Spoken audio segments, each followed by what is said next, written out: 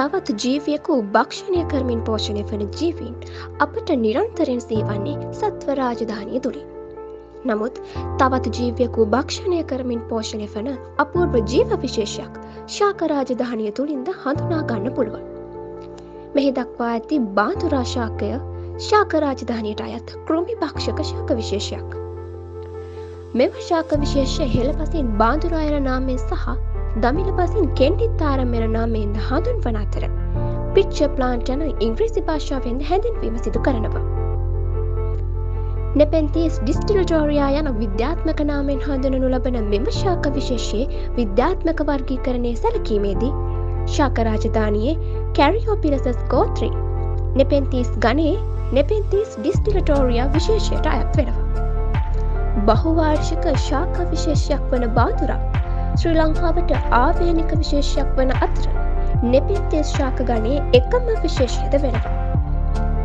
ලංකාව තුළ වැසි වනාන්තර සහ එයවට පරිසර පද්ධති වටා ව්‍යාප්තියක් දක්නට ලැබෙන පඳුරුමය ඇතැම් විට වෘක්ෂ අග්‍ර කරා පවා වැඩෙන කාෂ්ඨීය පත්‍ර සහිත වැඩ. පත්‍රයේ කාන්තරයි මහත් වූ පුළුල් පත්‍ර සහිතයි. පත්‍රයේ දිග සෙන්ටිමීටර් 3.5 5.5 පමණ වෙනවා. පත්‍රයක පළල සෙන්ටිමීටර් 2.5 9.5 පමණ වෙනවා. පත්‍ර අග්‍රයේ බොහෝ දුරට සිලින්ඩරාකාර හෝ තුම්බාකාර හැඩති කෙන්ඩිය උඩු අතට හැරී තියෙනවා. එය දම් රතු පැහැමිශ්‍ර කොළ පැහැති ගොටුවක් හෙවත් කෙන්ඩියක්. කෙන්ඩිය තුළ ජීර්ණ එන්සයිම සහිත දියරයක් පවතිනවා. නොමේරු ගොටුව පියනකින් වැහිලා තියෙනවා. කෙන්ඩිය හොඳින් මේරීමෙන් අනතුරුව ඉහළ පියන සහිත කොටස විවෘත වීම සිදු වෙනවා. කෙන්ඩියට ආකර්ෂණය වන කෘමීන් කෙන්ඩියේ මුඛයේ ඇති ලිස්සන සුළුදාරයේ වසත්ම ලිස්සා ගොස් කෙන්ඩිය තුළට වැටෙනවා. කෙන්ඩිය ඇතුළත පිට්ටියද ලිස්සන සුළු ස්වභාවයකින් යුක්ත වන නිසා කෙන්ඩිය තුළට වැටෙන කෘමීන්ට නැවත පිටතට පැමිණීමට නොහැකි වෙනවා.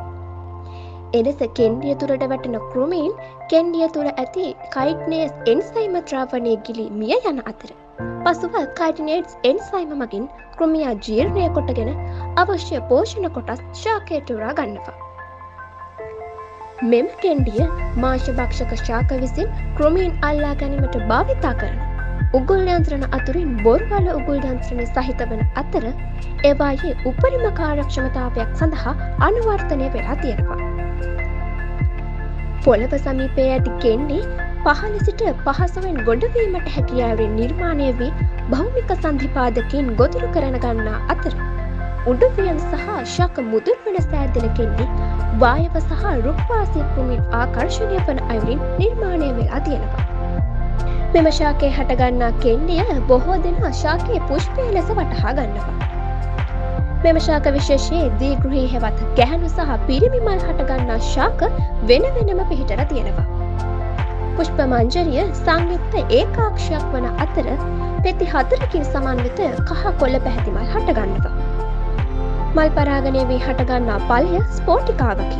2022 ජාතික රතු තත්ත්ව ලයිස්තුවට අනුව අන්තරායට ලක්විය හැකි ශාක විශේෂයක් ලෙස වර්ග කර ඇති අතර වනසත්ව හා වෘක්ෂලතා ආරක්ෂක ආඥාපනත මගින් ආරක්ෂිත ශාක විශේෂයක් නිසා නීතිමය රැකවරණයද ලැබිලා තියෙනවා.